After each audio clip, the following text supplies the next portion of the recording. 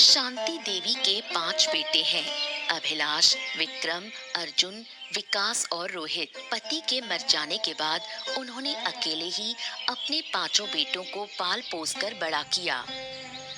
आज मैंने तुम सबको एक खास बात कहने के लिए बुलाया है। इस बारे में मुझे तुम लोगों से पहले ही बात करनी चाहिए थी, लेकिन मुझे पता ही नहीं चला कि तुम सब धीरे धीरे इतने बड़े हो गए हो। मुझे तो अभी भी लगता है कि तुम सब मेरे वही छोटे छोटे बच्चे हो। क्या हुआ माँ? तुम किस बात को लेकर इतना सोच रही हो? हमें भी तो बताओ। तुम 5 भाई अब काफी बड़े हो गए हो, लेकिन अभी तक मैंने तुम्हारी शादी के बारे में नहीं सोचा, जबकि मुझे बहुत पहले ही सोचना चाहिए था।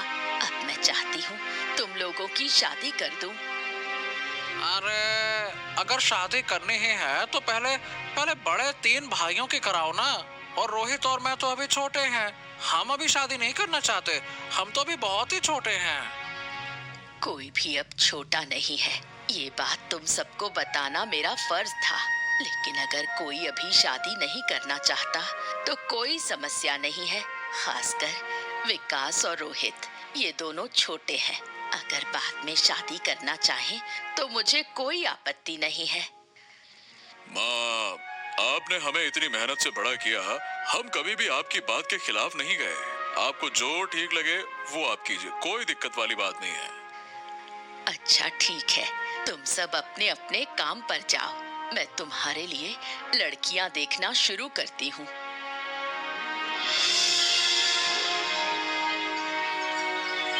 विकास दा, आपने सजेदा की हालत देखी? जैसे ही माँ ने शादी की बात की, दादा का चेहरा तो शर्म से लाल हो गया था। अरे अब मेरे बारे में झूठ मत बोल। मैं तो शादी करना ही नहीं चाहता था, लेकिन माँ कह रही थी तो मैं मना कैसे करता, इसीलिए कुछ नहीं बोला मैंने। अच्छा ऐसा है, तो ठीक है, मैं अभी जाकर माँ को बता देता हूँ कि हमारी तरह सजेदा भी शादी नहीं करना चाहता। अरे अरे नहीं नहीं नहीं, माँ से ऐसा कुछ मत कहना। नहीं नहीं नहीं, नहीं। अरे तुम लोग फिर से मेरा मजाक उड़ा रहे हो। अरे भाई, मैंने इसलिए मना किया क्योंकि माँ को दुख होगा कि मैं उनकी बात नहीं मान रहा। हाँ हाँ, बस बस बस बस, हमें समझाने की जरूरत नहीं है। हम अब छोटे नहीं रहे, सब समझते हैं। अच्छा भाई, अब सारी गलती मेरी ही हो गई। मझले दादा जो खुशी में अपनी हंसी रोक नहीं पा रहे थे, उसका कोई नाम नहीं है। खैर अच्छा ही हुआ, एक साथ 3 भाइयों की शादी का खाना खाने को मिलेगा। हाँ, हम लोग शादी कर ले, फिर माँ से कहेंगे कि तुम दोनों की भी जल्दी करके सबक सिखाएं। हाँ। ओ दादा, हम इतनी जल्दी सबक नहीं सीखने वाले, माँ से कहने से कुछ नहीं होगा।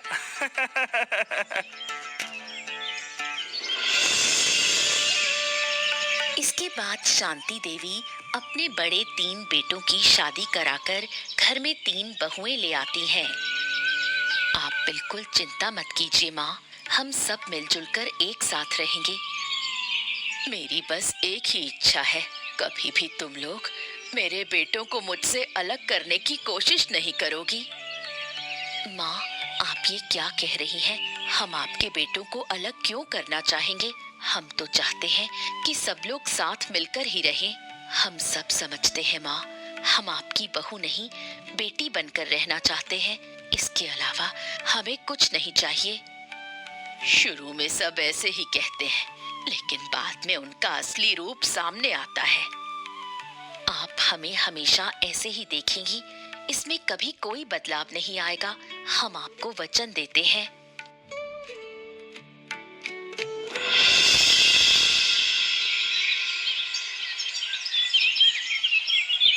ये क्या, तुम तीनों अभी तक यहीं बैठे हो?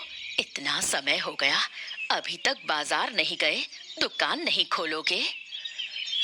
हाँ, अरे माँ, पिछले कुछ दिनों से बहुत भाग दौड़ और मेहनत हुई है, इसीलिए आज सोचा थोड़ा घर पर आराम कर लें। कल से फिर दुकान खोलेंगे। ये कैसी बातें कर रहे हो तुम लोग? शादी करते ही घर में कैद हो गए? क्या पत्नियों का आंचल पकड़कर घर में ही बैठे रहोगे? ओहो माँ, आप कैसी बातें कर रही हैं? हम भला क्यों पत्नियों का आंचल पकड़कर बैठेंगे? आप खुद जानती हैं कि इन दिनों हमने कितनी मेहनत की है, इसीलिए थोड़ा सा आराम करना चाहते थे, बस और कुछ नहीं। अगर सब लोग ऐसे ही घर में बैठकर आराम करेंगे तो कारोबार तो चौपट हो जाएगा। इतना बड़ा परिवार फिर कैसे चलेगा? अरे माँ, एक दिन दुकान बंद रखने से क्या इतना बड़ा नुकसान हो जाएगा? बताइए भला। देख रही हूँ तुम्हारा साहस बहुत बढ़ गया है। अब तुम मुझसे बहस भी करने लगे हो। एक दिन दुकान बंद रहेगी तो जो ग्राहक हमारी दुकान पर आते हैं वो दूसरी दुकानों पर चले जाएंगे, फिर वो ग्राहक वापस नहीं मिलेंगे। अब अच्छा ठीक है माँ, आप गुस्सा मत कीजिए। हमने अभी तक सुबह का नाश्ता भी नहीं किया है।